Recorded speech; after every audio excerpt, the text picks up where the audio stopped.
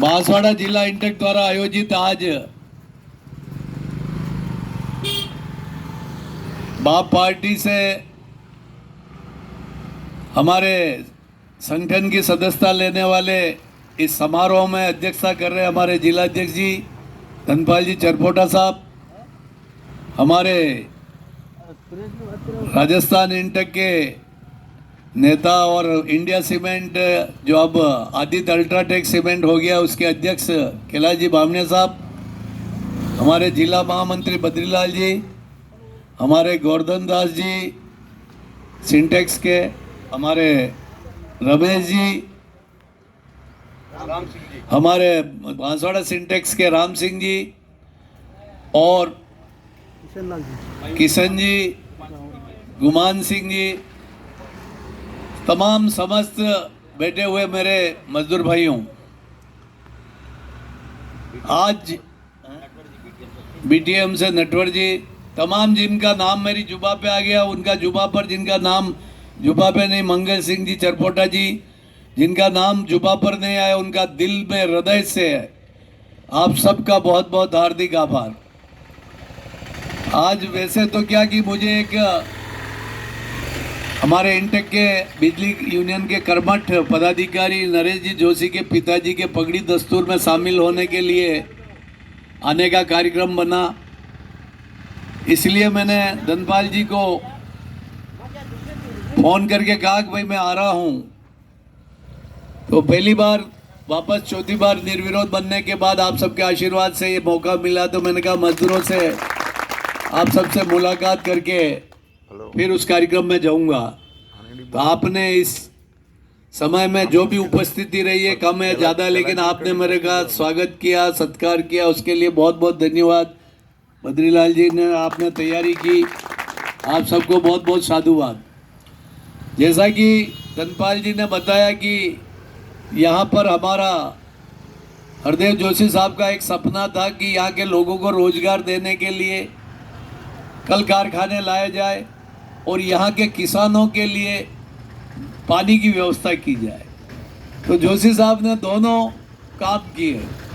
माही dam बनाया जो हमारे यहाँ की जीवन पूरा बदल दिया यहाँ के लोगों का, और दूसरा उसके साथ साथ वो बांसवाड़ा सिंटेक्स लेके आए, एलएनजे के मिले लेके आए। उनका सपना ये था कि यहाँ पर लोगों को बाहर मजदूरी के लिए नहीं जाना पड़े, अपनी खेत से ही उपजाऊ ज़मीन है, बहुत काली मिट्टी बहुत यहाँ की मशहूर है, और इसी मिट्टी में यहाँ से फसल कमाए और यही मजदूरी करे। ये जोशी साहब ने इसलिए इस बांसवाड़ा को चमन बना दिया। और आज हम भाग्यशाली है कि हमारे यहाँ पर इंडिया सीमेंट का कारखाना, अभी हमारा पावर प्रोजेक्ट आ रहे हैं, अभी गोल्ड की माइंस भी आपके यहाँ निकली, सोना निकलने वाली। तो आने वाले समय में बांसवाड़ा बहुत महत्वपूर्ण जिला बन जाएगा। राजस्थान के 50 जिलों में ये सबसे बड़ा जिला बनेगा, अग्रणी। तो आने वाले समय में यह मजदूरों की आवाज़ को बुलंद करना पड़ेगा, क्योंकि मजदूरों की आवाज़ को जैसा धनपाल जी बता रहे हैं कुछ दबाने की कोशिश की जाती है, तो ये तो साजिश है, कई समय से, देश की आज़ादी के पहले से बाद में अभी तक चल रही और आगे भी चलेगी। धनपाल जी, इससे हिम्मत हारने की जरूरत नहीं है। अपन मजदूर नेता है, अपन किसी के वो नहीं, हमारी एक शक्ति है, श्रमिकों की शक्ति, जिसके आवाज़ में, क्यों मेरे पे भी तो 18 मुकदमे लगे, मैं 9 बार जेल में गया हूँ, 3 बार लोगों ने सुपारी देकर गोलियां चलवाई, फिर भी मुझे नहीं मार सके, मेरी आवाज़ को नहीं दबा सके। और आप ही के आशीर्वाद से 5 बार विदेशों में भारत सरकार की तरफ से प्रतिनिधित्व किया, आपके आशीर्वाद से सिंडिकेट बैंक का डायरेक्टर बना, आपके आशीर्वाद से वर्कर्स एजुकेशन बोर्ड का चेयरमैन बना, आपके आशीर्वाद से ही से रीजनल बोर्ड में डायरेक्टर बना, आपके आशीर्वाद से ही प्रदेश कांग्रेस का महासचिव बना, आपके आशीर्वाद से बांसवाड़ा का प्रभारी रहा 10 साल तक, आपके आशीर्वाद से ही अशोक गहलोत जी की सरकार में मंत्री बना, और आपके आशीर्वाद से लगातार 4 बार निर्विरोध प्रदेश अध्यक्ष बना। तो कोई सच्चाई पर चलने वाले, नीति नियत जिनकी साफ हो, उनका कोई कुछ नहीं बिगाड़ सकता। संघर्ष जरूर करना पड़ता, तकलीफें आती, कठिनाई आती, लेकिन अपन मिल बैठ कर समाधान करेंगे, सब अच्छा समय आएगा। आप लोगों ने वहाँ 1 बजे का पगड़ी दस्तूर है, इसलिए मैं ज़्यादा समय नहीं लेते हुए, अच्छा, पगड़ी दस्तूर के समय है, इसलिए मैं ज़्यादा समय नहीं लेते। वो यही कहना चाहता हूँ कि आज टेक्सटाइल का मजदूर राजस्थान में सबसे ज़्यादा पीड़ित है। आज अगर 12 घंटे ड्यूटी करने के बावजूद उस मजदूर के हाथ में 400-500 रुपया भी नहीं आता है, और इतनी तपती हुई गर्मी हो, बरसती हुई बारिश हो, कड़कती सर्दी हो, वो इतना मेहनती काम करता है। लेकिन आज दुख की बात है कि जो ट्रम्प टैरिफ की वजह से हमारी टेक्सटाइल की मिलों का डावाडोल हो गई स्थिति, क्योंकि ज़्यादा से ज़्यादा टेक्सटाइल का कपड़ा अमेरिका के बाज़ार में जाता है, और अमेरिका ने जो टैरिफ बढ़ा दी थी इस मोदी सरकार की वजह से, जिसकी वजह से आज ये टेक्सटाइल का उद्योग लड़खड़ा गया। और आज अभी बांग्लादेश से हमारी टैरिफ ज़्यादा कर दी। अब बांग्लादेश जो हमारे से कंपटीटर है टेक्सटाइल में, गारमेंट्स में, अब वो आज बांग्लादेश से हमको प्रतिस्पर्धा करनी पड़ेगी। उनकी टैरिफ हमसे कम होने की वजह से, हमारा मार्केट में महंगा माल होने की वजह से इसलिए बिकता नहीं है, इसलिए मजदूरों की रेट बढ़ने में भी दिक्कत आ रही है। तो ऐसे हालात में राज्य सरकार से मैं मांग करता हूं कि जो बिजली की जो यूनिट है, पर यूनिट जो मध्य प्रदेश में कम है, गुजरात में कम है, और हमारी यहाँ पर यूनिट ज़्यादा है, तो इन टेक्सटाइल मजदूरों के लिए रोजगार बचाए रखने के लिए हमारे राजस्थान सरकार को चाहिए कि वो यहाँ पर आधी सब्सिडी देवे। जितना बिजली का बिल आता है उसका 50% मालिक देवे, 50% राजस्थान सरकार दे, तो हमारा ये टेक्सटाइल उद्योग बच पाएगा। बाकी आने वाले समय में सब एमपी जा रहे हैं। अभी गुजरात भीलवाड़ा से 10-15 फैक्ट्री मालिक मध्य प्रदेश में जाके कारखाने लगा रहे, नीमच की तरफ इधर लगा रहे। वो क्यों जा रहे? वो इसलिए जा रहे हैं कि वहाँ पर बिजली कम है, वहाँ पर सब्सिडी दी जा रही, जमीन फैक्ट्री लगाने के लिए सरकार दे रही है। अब हमारी सरकार को चाहिए कि यहाँ पानी भगवान की दया से पूरा राजस्थान का पहला जिला है जहाँ पानी भरपूर है। बाकी सब जगह पानी, अभी 12 महीने नदियाँ बहती है आपके यहाँ, बाकी लोगों के बारिश में नदी बहती है और 1-2 महीने में सूख जाती। तो यहाँ पर इतना पानी और संसाधन है, यहाँ बिजली पैदा हो रही है, यहाँ सब कुछ है, लेकिन यहाँ पर सरकार की नीति सही नहीं है। इसलिए मैं सरकार से मांग करता हूँ कि आप तत्काल टेक्सटाइल मिलों को बचाने के लिए, वरना ये पलायन करके चले जाएंगे, ये सारे उद्योग मध्य प्रदेश और गुजरात में शिफ्ट हो जाएंगे और यहाँ के लाखों मजदूर बेरोजगार हो जाएंगे। उनको बचाने के लिए मैं सरकार से मांग करता हूँ कि बिजली की आधी रेट की जाए, और आधी रेट नहीं कर सकते तो आधी रेट सरकार सब्सिडी के रूप में देवे, तो ये उद्योग बच पाएंगे। वरना मजदूरों के ऊपर मालिकों के कोई फर्क नहीं पड़ेगा। मालिक तो ये मशीनें ले जाके वहाँ शिफ्ट कर देंगे, वहाँ प्रोडक्शन लेना शुरू कर देंगे, लेकिन हम कहाँ जाएंगे? इसलिए हमारी आवाज़ को सुना जाना चाहिए। और ये राजस्थान की सरकार जो सुनने बहरी गूंगी सरकार है, सुन का रही है। बजट में 1 रुपये का प्रावधान नहीं किया। हमारी सरकार में हमने असंगठित निर्माण मजदूरों के लिए 51,000 रुपये बच्ची की शादी के लिए देते थे, जन्म से परण से मरण तक सारी योजनाएं बनवाई हमने मांगीलाल जी गरासिया के समय में, और इतनी साइकिलें बंटवाई, इतने बच्चों के कन्यादान का पैसा दिया। ये सरकार ने आके 1 रुपया ही नहीं, बच्चों की पढ़ाई की फीस का पैसा भी नहीं डालते, जो छात्रवृत्ति का पैसा नहीं दे सकते। ऐसे हालात में इस सरकार को हम सावधान करना चाहते हैं कि समझ जाइए, आपको जनता ने डबल इंजन की सरकार कह के आप सत्ता में आए थे। आपने कहा था कि हमारे पास तो डबल इंजन की सरकार, तो गहलोत साहब 100 दिन की जो रोजगार गारंटी महात्मा गांधी की योजना देते थे, तो तुम डबल इंजन की 200 करते। तुमने तुम 100 दिन देने वाली योजना को भी तुमने ख़त्म कर रहे हो कि 40% राज्य सरकार पैसा मिलाएगी और 60% हम, ना होगा नौमन तेल, न राधा नाचेगी। राज्य सरकार के पास 40% बजट का है। ये तो वैसे ही दिवालिया कर्जे में चल रही है, तो ये दे नहीं पाएंगे तो ये वो योजना ठप हो जाएगी। और उसका नाम बदल दिया, महात्मा गांधी का जीराम जी कर दिया।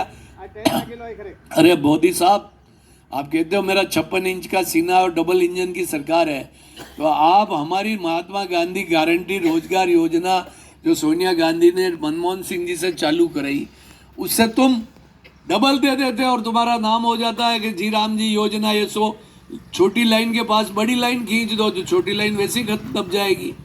आप कर तो कुछ नहीं रहे हो और केवल नाम बदल रहे हो। और जीते जी कोई आदमी अपना नाम नहीं लगाता। अपने बाप दादा के नाम पे प्यऊ बनावे, धर्मशाला बनाए, मंदिर बनाए, तो उनकी याद में बनाया जाता। वहाँ पर वल्लभ भाई पटेल के नाम से अहमदाबाद में क्रिकेट स्टेडियम बनाया था कांग्रेस सरकार ने। इन्होंने उसका नाम बदल कर दिया नरेंद्र मोदी स्टेडियम।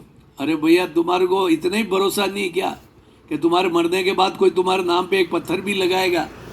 तो इसलिए तुम जीते जी खुद ही अपना नाम लगा रहे हो। वही लगा सकता है जिसको ये विश्वास हो मेरे जाने के बाद मेरे पीछे कोई करने वाला नहीं है। तो और पर करना ही था तो वहाँ पर आपको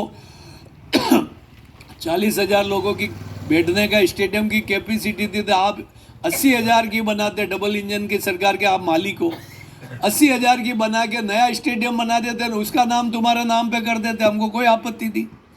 तुम एक तरफ तो वल्लभ भाई पटेल के नाम से भारत भर में से लोहा मांगा, रुपया मांगा और वो स्टेचू बनाया दुनिया का सबसे बड़ा, और एक तरफ उन्हीं के नाम के स्टेडियम का नाम बदल के अपने नाम पे कर दिए। ये सावधान रहने की जरूरत है।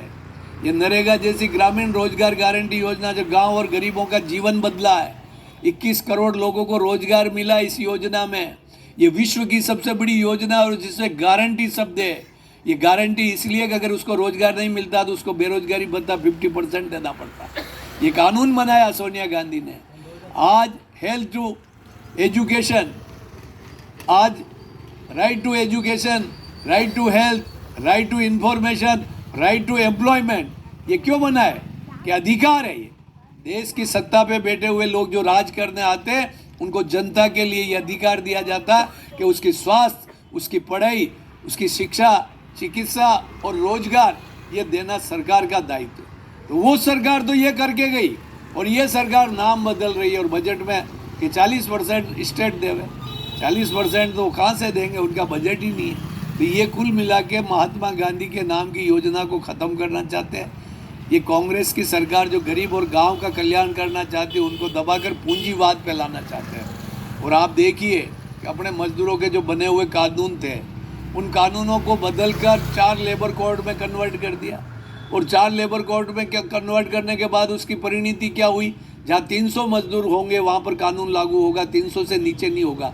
तो भारत का 97% जो यूनियनें बनी हुई वो ख़त्म हो जाती है। इसके साथ साथ 12 घंटे ड्यूटी के कानूनी बाध्यता हो जाएगी। उसके बाद अगर आपने हड़ताल की तो आपको 3 लाख का जुर्माना और 3 साल की सज़ा। आपका बाहर का आउटसाइडर लीडर जो आज जैसे धनपाल जी है, कैलाश जी है या मंगल जी आज उस फैक्ट्री में लीडरशिप करते हैं तो ये नहीं कर पाएंगे, क्योंकि आज ये मजदूरों के लिए बोलेंगे ऊंची आवाज़ में, इनका मैनेजमेंट कुछ नहीं कर सकता, न तो इनको चार्जशीट दे सकता, न सस्पेंड कर सकता। लेकिन वो अंदर का आदमी अगर बोलेगा तो उसको कह देंगे कल तेरा गेट बंद हो जाएगा, चल ये मांग उठा, तो उठानी पड़ेगी। तो कुल मिला के ऐसे कानून लाए जा रहे हैं कि भारत के मजदूर वापस पुराना है देश गुलाम था अंग्रेजों के राज में जैसी गुलामी में ले जाया जा रहा है।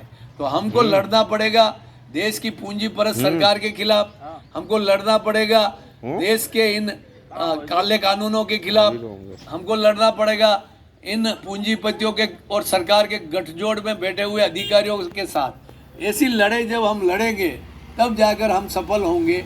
आप सब ने यहाँ पर आकर जो भागीदारी निभाई है और भी हमारे साथी आ रहे हैं उनका भी हम स्वागत करते हैं। और आप सभी से यही कहना चाहता हूँ कि आप जो हमारे यूनियन के नेता यहाँ के जिला अध्यक्ष धनपाल जी है, हमारे कैलाश जी है, ये हमारे बद्रीलाल जी है, मंगल जी है, सभी मिलकर गोवर्धन जी और आप सब एकजुट होकर यहाँ पर संगठन को मजबूत करो।